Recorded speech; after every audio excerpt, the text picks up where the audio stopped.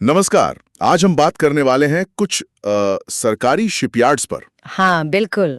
Garden Reach Shipbuilders, Mazagon Dock और Cochin shipyard.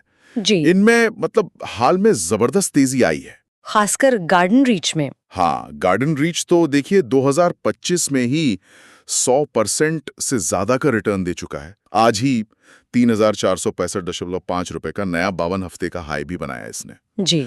तो आज हम यही समझने की कोशिश करेंगे कि भाई इस उछाल के पीछे क्या है, इनकी फाइनेंशियल हेल्थ कैसी है अभी और आगे क्या लग रहा है। बिल्कुल।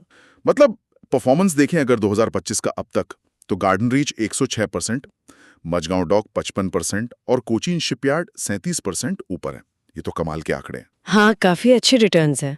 और आज के सेशन में भी 3% से लेकर करीब 10% तक की बढ़त रही इनमें। सुनने में ये भी आया है कि वो जो ऑपरेशन सिंदूर हुआ था हाल में, जी। उसके बाद से डिफेंस स्टॉक्स में एक अच्छा माहौल सा बना है।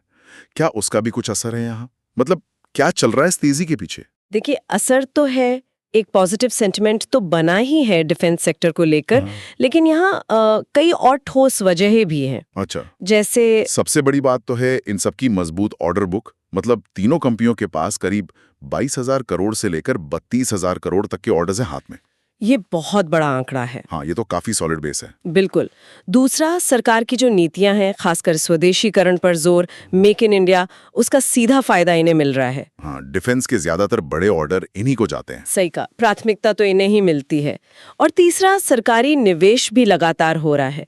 तो ये सब चीजें मिलकर मतलब निवेशकों को भरोसा दे रही हैं। हाँ, और गार्डन रीच की एक और ताजा खबर आई थी, शायद उसने भी शेयर को पुश दिया। वो नॉर्वे की कंपनी के साथ कुछ। हाँ, वो कोंग्सबर्ग के साथ उन्होंने एक MOU साइन किया है, भारत का पहला पोलर रिसर्च वेसल मतलब PRV बनाने के लिए। अच्छा, पोलर रिसर्च वेसल, ये कितना अहम है भारत के लिए? ये बहुत बड़ा कदम है घरेलू शिप बिल्डिंग इंडस्ट्री के लिए।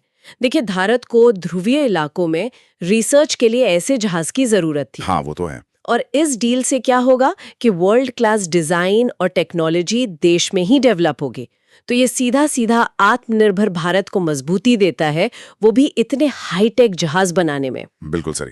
अच्छा, अब जरा इनके हाल के नतीजों पर आएं। जो Q4 के रिजल्ट्स आए थे, गार्डन रीच का तो सुना है बहुत अच्छा रहा। हाँ, गार्डन रीच का तो कमाल का नतीजा था। नेट प्रॉफिट करीब 119% बढ़ा है साल दर साल। और रेवेन्यू भी लगभग 62% ऊपर। वाह। और कोचीन शिपयार्ड? कोचीन शिपयार्ड का भी अच्छा था। उनका नेट प्रॉफिट करीब 11% और रेवेन्यू 37% बढ़ा। ओके, लेकिन मझगांव डॉक का सुनने में आया है कि प्रॉफिट गिरा है, आधा हो गया है शायद। हाँ, मझगांव डॉक का नेट प्रॉफिट पिछले साल की इसी तिमाही के मुकाबले करीब आधा रह गया। हालांकि रेवेन्यू थोड़ा बढ़ा है, 2.3%। तो प्रॉफिट इतना क्यों गिरा जबकि रेवेन्यू बढ़ा है? उसकी मेन वजह रही उनके खर्चे बढ़ जाना, खास तौर पे जो सब कॉन्ट्रैक्टिंग कॉस्ट होती है, मतलब जो काम वो बाहर से करवाते हैं। अच्छा, वो कॉस्ट पिछले साल के मुकाबले आप यकीन मानिए 10 गुना बढ़ गई। 10 गुना? ओह। हाँ, तो उसका सीधा असर उनके मुनाफे पर पड़ा। लेकिन कंपनी आगे के लिए ऑप्टिमिस्टिक है। अच्छा। उन्होंने FY26 के लिए करीब 8-10% रेवेन्यू ग्रोथ का गाइडेंस दिया है और EBITDA मार्जिन भी करीब 15% का अनुमान लगाया है। तो ये दिखाता है कि ऑर्डर बुक मजबूत है और उन्हें आगे काम मिलने की उम्मीद है। ये मार्जिन गाइडेंस तो ठीक लग रहा है। और एक और बात, गार्डन रीच ने 4.90 रुपए और कोचिन शिपयार्ड ने 2.25 रुपीस प्रति शेयर का फाइनल डिविडेंड भी अनाउंस किया है। ओके, डिविडेंड भी है।